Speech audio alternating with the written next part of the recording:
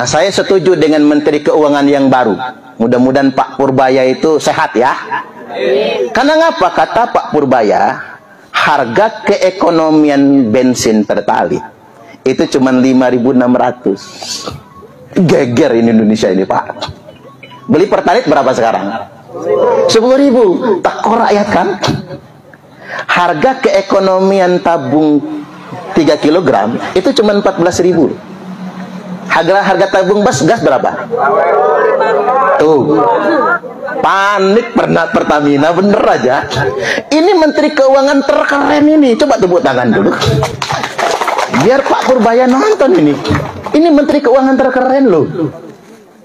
Program yang nggak diserap oleh Pemda diambil sama dia duitnya. MEG nggak terserap, ambil duitnya. Buat apa? Ini kerenin Menteri Keuangan terkeren itu, Bapak Ibu.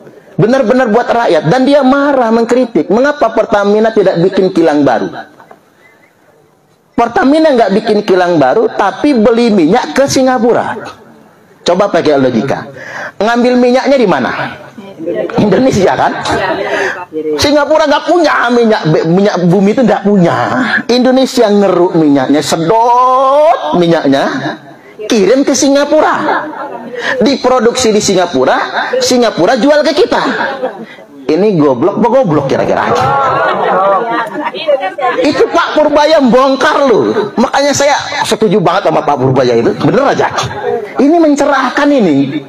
Pantesan kita itu mahal. Coba, saya sering ceramah ke Palembang, ke Jambi. Ya Allah, susah bener BBM itu. Apalagi kita pakai solar. Jadi truk-truk itu, uso itu, parkir di SPBU sampai berkilo-kilometer. Saya tanya, Pak Supir, emang ngantri? Boro-boro ngantri, Pak, kata dia, belum ada solarnya itu. Terus adanya kapan? Besok pagi. Nah ini sore. Terus gimana? Nginep kita. Nginep. Akhirnya gara-gara solar susah, Bapak Ibu. Supir itu kehilangan waktu sampai berhari-hari demi sampai ke tujuan.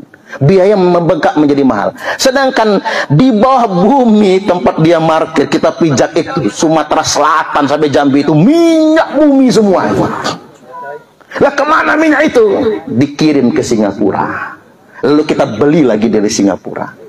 Seandainya negara kita ini mau mengelola sumber daya alam kita, minyak bumi, batu bara, timah, semua tambang itu dikelola secara mandiri, tidak dikorupsi. Jangankan untuk murah Bapak Ibu, pajak pun bisa dihapuskan nantinya. Amin. Ya nunggu saya jadi presiden dong. Presiden Suparman Abdul Karim memutuskan BBM kelola dewe, semua tambang kelola dewe, kan begitu? Wah, luar biasa. Pokoknya saya janji lah, Bu Ratna jadi menteri pokoknya, sama Bu Wiwi jadi menteri, Pak Andrianudin menteri dalam negeri, Pak Sohibul Ikhwan menteri agama. Siapa yang memilih saya ya? Ya maksud saya, kita tetap harus ngasih masukan sama negara ya. Negara ini harus dikelola dengan baik, kan begitu. Jadi apalagi nih Pak, ada Pak RT, ada Pak Kaling. RT sama Kaling itu kan ujung tombak, betul nggak kira-kira? Tapi gaji nggak seberapa. Kalau masyarakat berantem begocok tetangga, yang jadi penengah siapa? RT sama Kaling. Selip dikit Pak RT kena 7 orang, bener aja. Jadi korban loh, gaji nggak seberapa. Itu pun mengapa hari ini RT memilih untuk menghadiri penerimaan tunjangan? Karena sudah sekian bulan belum dibayar soalnya. Kasihan Pak RT itu. Apa nunggu saya jadi wali kota biar gaji 5 juta sebulan? Iya, keren.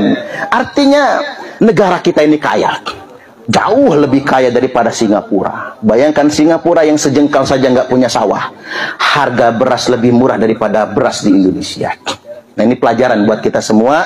Artinya satu sisi kita harus waspada dengan kelompok radikal, terorisme. Tapi di sisi lain kita sebagai warga bangsa dan penyelenggara negara juga harus mawas diri. Bahwasanya kelompok-kelompok radikal itu tak sepenuhnya direkrut dengan doktrin-doktrin saja. Tapi mereka juga direkrut dengan memetakan situasi sosial politik, kekecewaan terhadap kondisi sosial, akhirnya kemudian mereka terekrut kepada kelompok yang menyimpang tersebut.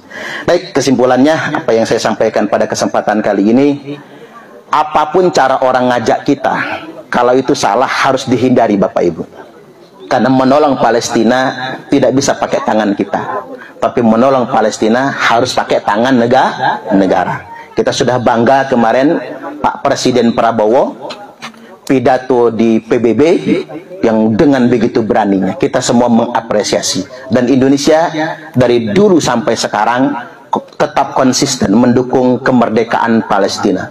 Pak Soekarno, Pak Soeharto, Pak B.J. Habibie, Pak Abdurrahman Wahid, Ibu Megawati Soekarno Putri, Pak Susilo Bambang Yudhoyono, Pak Joko Widodo, dan Pak Prabowo Subianto konsisten mendukung kemerdekaan Palestina. Tepuk tangan dulu. Dan terbaru, kader kita yang sangat membanggakan, Pak Pramono Anung, dengan tegas menolak atlet renang asal Israel untuk bertanding di Jakarta. Dari ini tepuk tangan lagi. Kita tidak anti Israelnya, bukan, tapi kita anti dengan penjajahannya. Apalagi genosida, ya, pembantaian sedemikian rupa. Kita tetap berpikir matang, jangan mudah saling menyalahkan satu sama lain. Kita sebagai rakyat, ayo kita bantu pemerintah dalam membangun bangsa dan negara ini, saling mengingatkan satu sama lainnya. Baik, demikian apa yang saya sampaikan. Allahul muwaffiq ila aqwamit thariq. Wassalamualaikum warahmatullahi wabarakatuh.